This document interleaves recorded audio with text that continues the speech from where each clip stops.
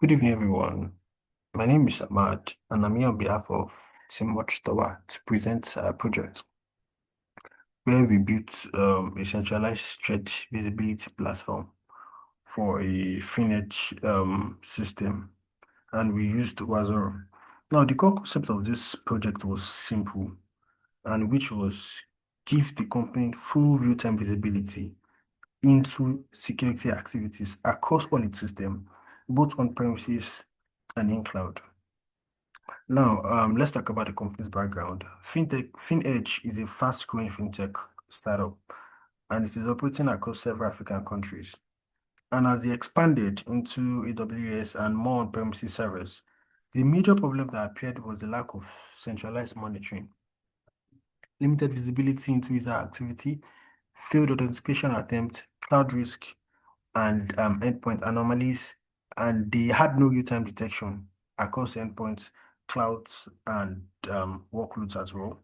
They couldn't catch root processes early. They had no unified point for threat detection.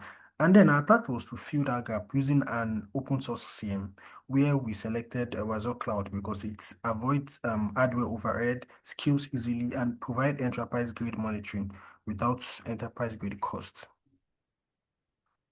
The project overview, the primary goal was to establish a centralized visibility detection environment that provides all of this security architecture and design, centralized log management, automated alerting for suspicious behavior, attack simulations, dashboard reporting, incident response workflow, and finally, documentation and presentation.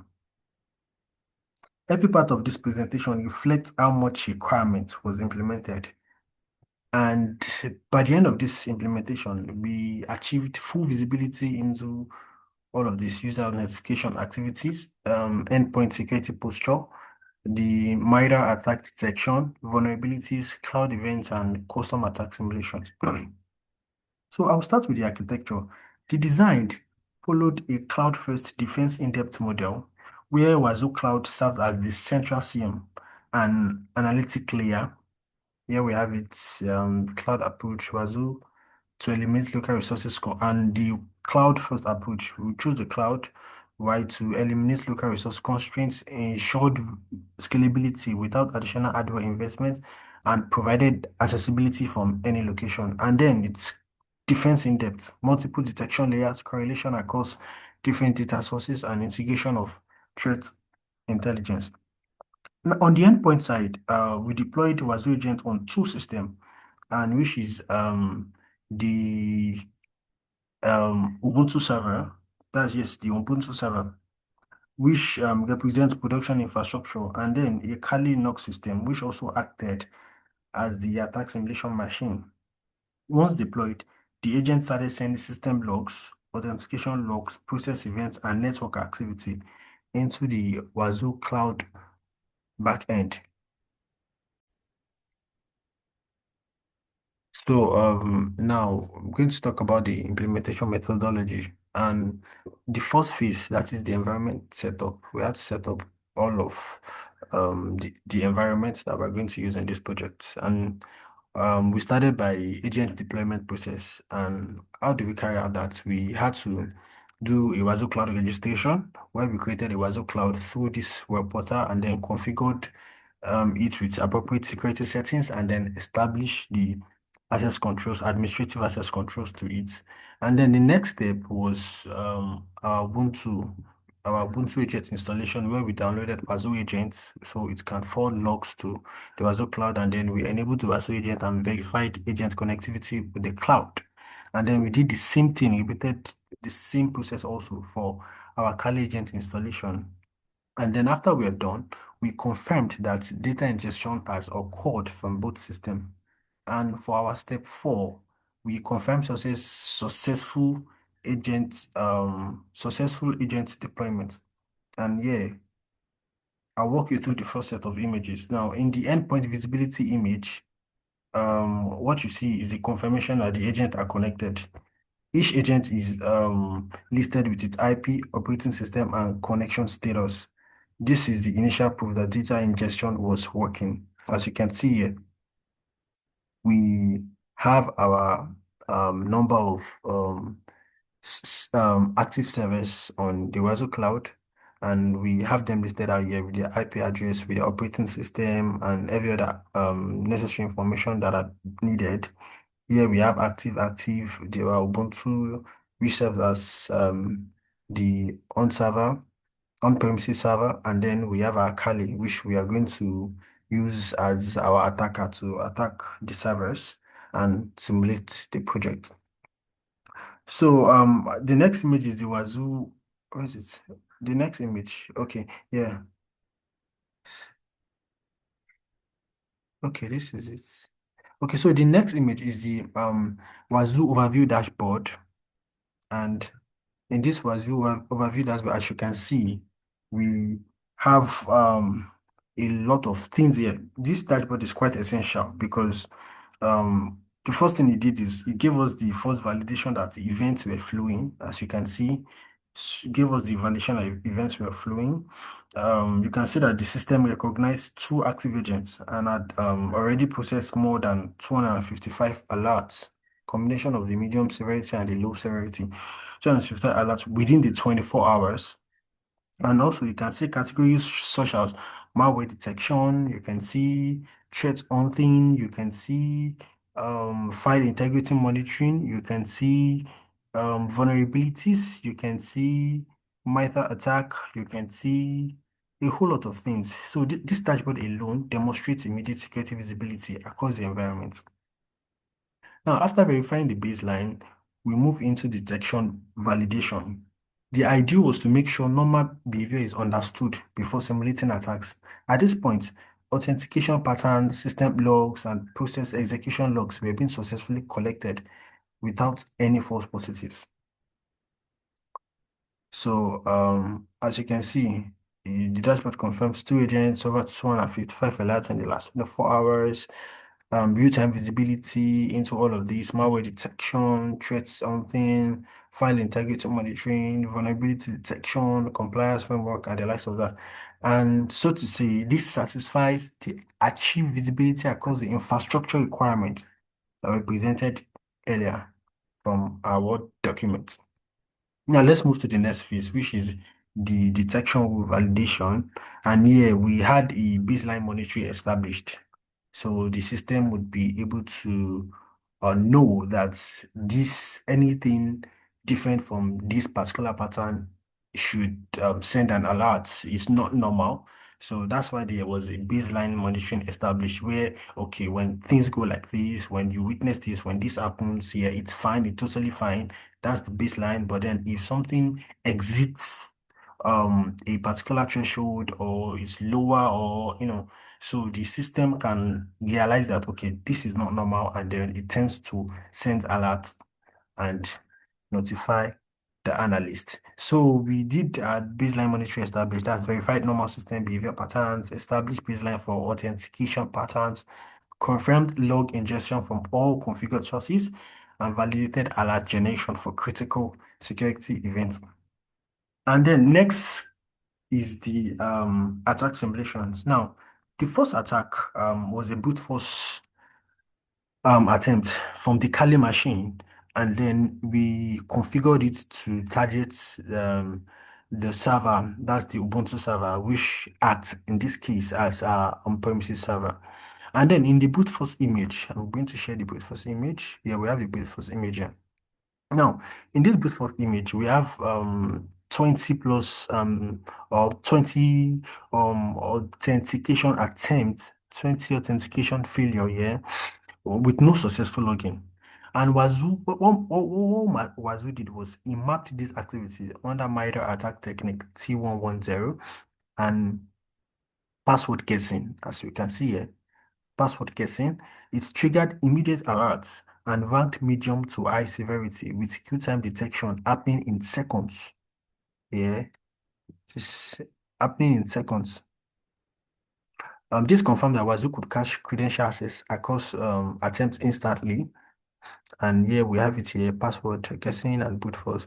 And Wazuh detection capabilities, it demonstrated real-time alerting, pattern recognition, and minor attack mapping, and also source correlation. Now, The evidence metrics that it provided us was all of this. Total authentication was 20 over 20. Alert severity, medium to high. Response time was real time within seconds. And the false positive was zero because everything it reported actually happened. So yeah, it was zero. So yeah, also we have another um picture here showing more detailed scenario of what happened, where we have our user login field and yeah, failed in a small period of time, and yeah, with also the role ID and the role level and also the agent name and timestamp, most importantly, timestamp. So yeah, this is a more detailed picture of the Wazoo alerting us on this suspicious pattern that is currently happening in the system. Now, as you can see, the alert evolution graph clearly shows the time-based spike, demonstrating effective anomaly detection. And yeah, each event captured the time snap, yeah, the agent name, the rule fired, and then the rule ID. All of those things were captured in this diagram. Severity level and exact log source. So, of course, this log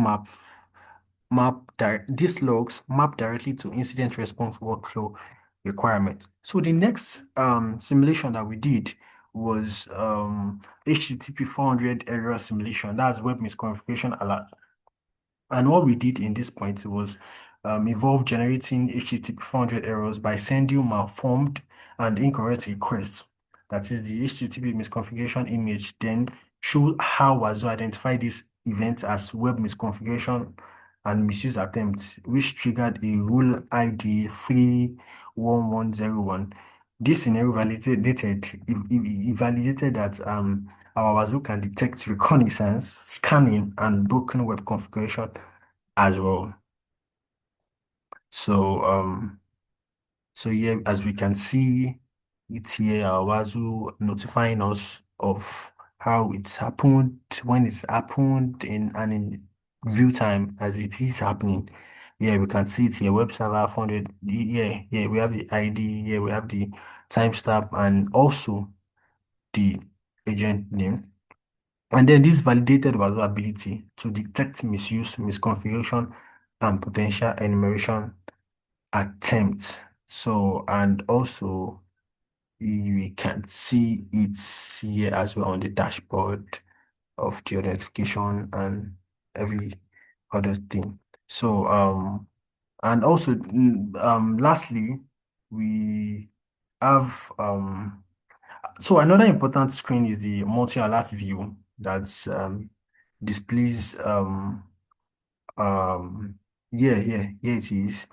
It's what it does was this is hold on. Okay.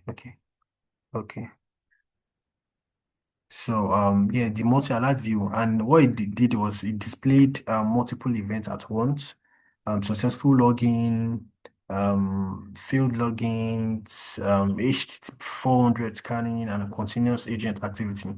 This demonstrated how Azure creates separate events to show overall activities, across all the environments. And then the next one we talk about the MITRE attack. So on this MITRE attack, the image shows a breakdown of tactics and techniques that are observed in the environment, and such as reconnaissance, valid account, um, persistence, privilege escalation, password guessing, and so on. And this dashboard added context to the alert, and then it helped us understand attack behaviors beyond just raw logs. And then, and then, yeah, this help us understand top tactics, attack techniques, affected agents, and frequency of specific behavior. Techniques like valid account, reconnaissance, the likes of all these ones, password guessing, we automatically gonna, and then this fulfills the threat intelligence deliverable in the brief that we submitted earlier. And then, also, let's go to the next, that is the security monitoring and dashboard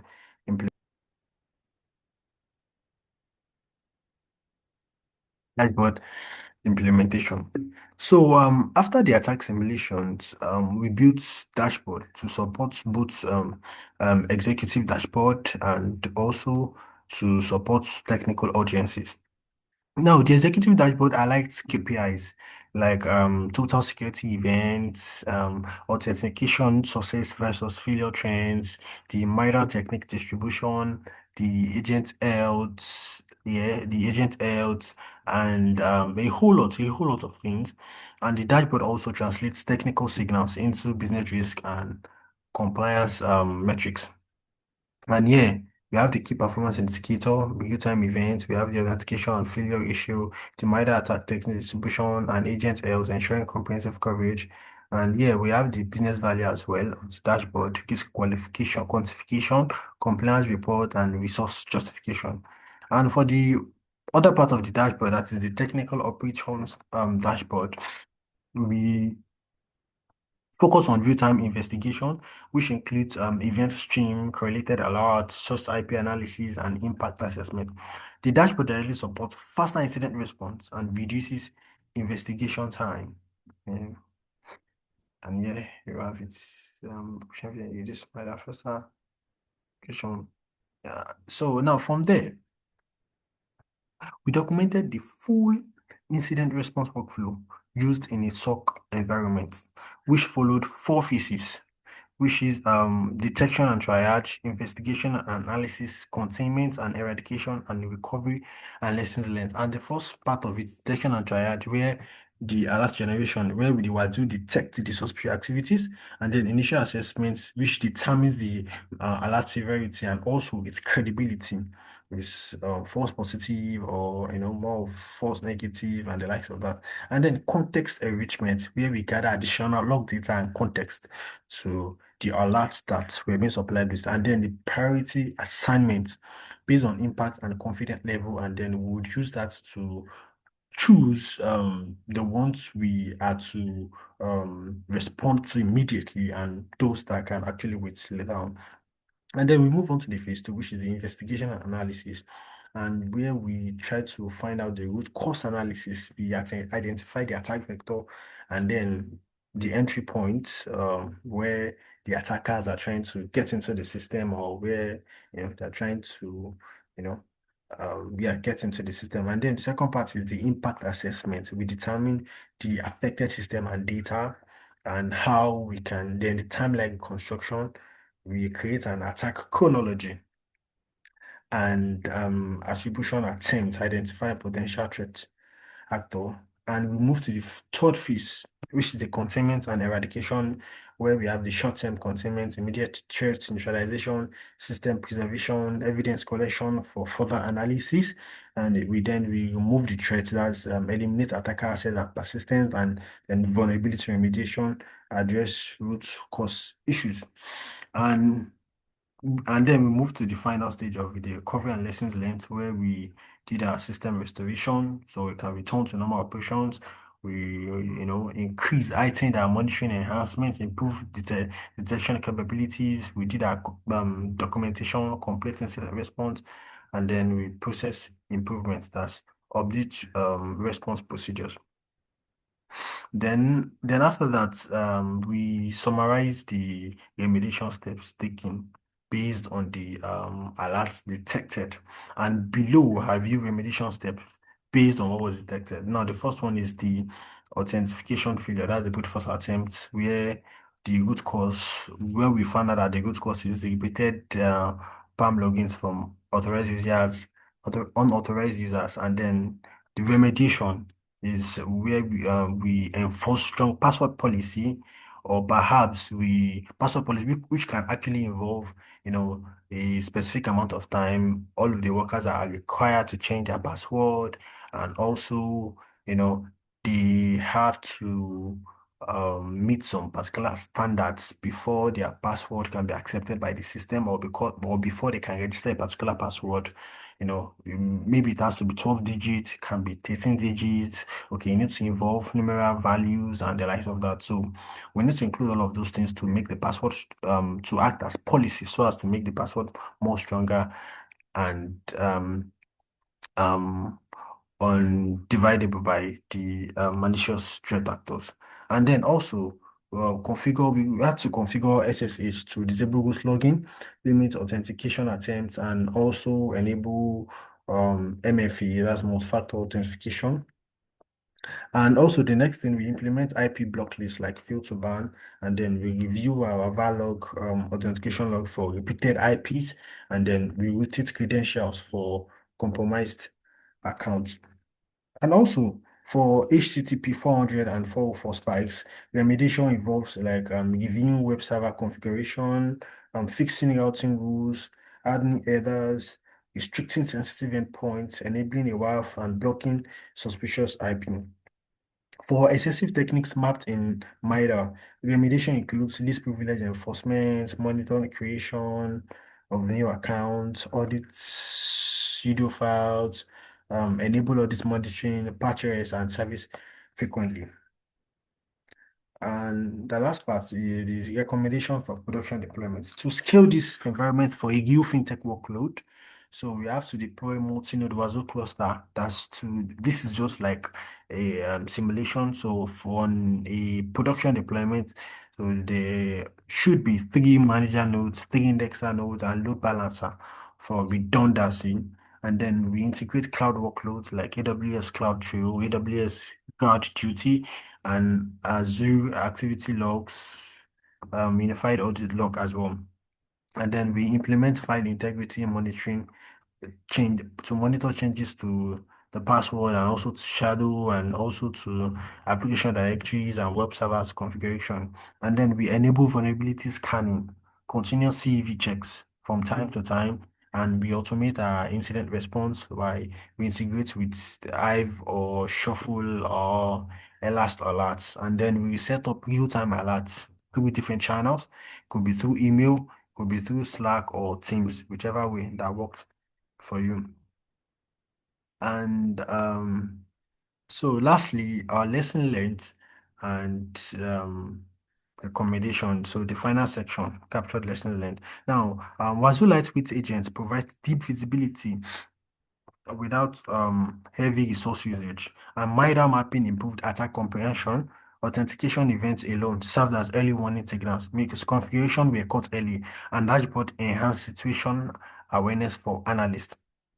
To conclude, the project delivered the intended business requirements, centralized visibility, automated threat detection, comprehensive logging, and executive reporting. The cloud-based approach eliminated infrastructure costs. The cloud-based approach also um, the cloud-based approach eliminated infrastructure costs and made deployment straightforward. The environment now gives Finnish system and an enterprise grade monitoring capability and a foundation to support future security maturity, cloud expansion, and compliance needs. And also, the system has proven effective in detecting real-world attack patterns and provides the foundation for a mature security operation capabilities. Thank you.